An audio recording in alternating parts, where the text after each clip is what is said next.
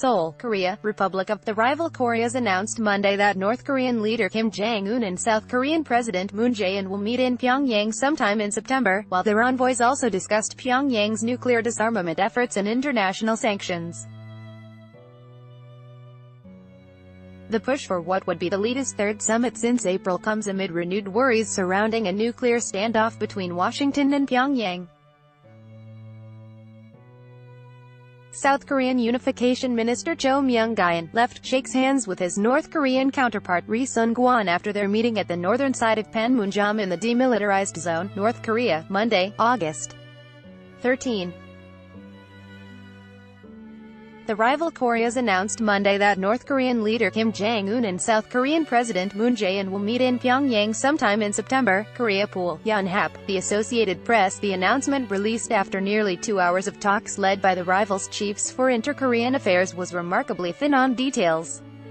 In a 3-sentence joint statement, the two sides did not mention an exact date for the summit and provided no details on how to implement past agreements.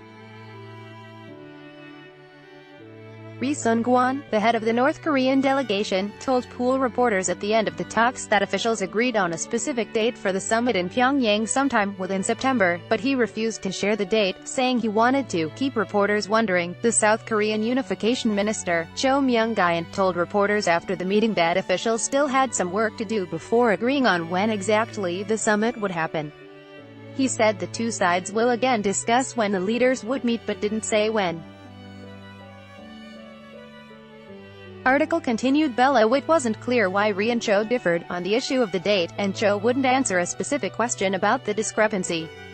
Read more. Rival Koreas to meet to prepare for leaders' summit. North Korea has not taken steps to denuclearize, U.S. Security Advisor John Bolton says. North Korean diplomat says U.S.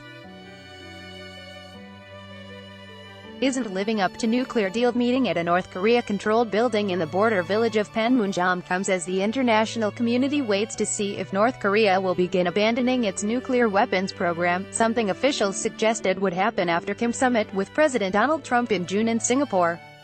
North Korea is thought to have a growing arsenal of nuclear bombs and long-range missiles and to be closing in on the ability to reliably target anywhere on the U.S. mainland. A string of North Korean weapons tests last year, during which Pyongyang claimed to have completed its nuclear arsenal, had many in Asia worried that Washington and Pyongyang were on the brink of war.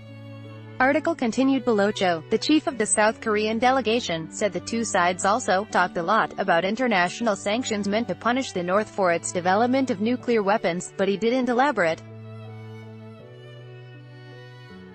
Seoul has been preparing for possible economic collaboration with Pyongyang that could go ahead when sanctions are lifted. Pyongyang has urged Washington to ease the economic punishments, but the United States says that can't happen until the North completely denuclearizes.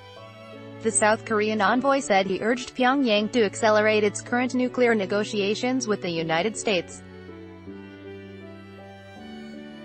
The North said it was making efforts to disarm, but Cho said there were no new details on those efforts. Experts say there has been slow progress on those efforts since the Singapore summit. Pyongyang has urged Washington to reciprocate its goodwill gestures, which include suspending missile and nuclear tests and returning the remains of Americans who fought in the Korean War.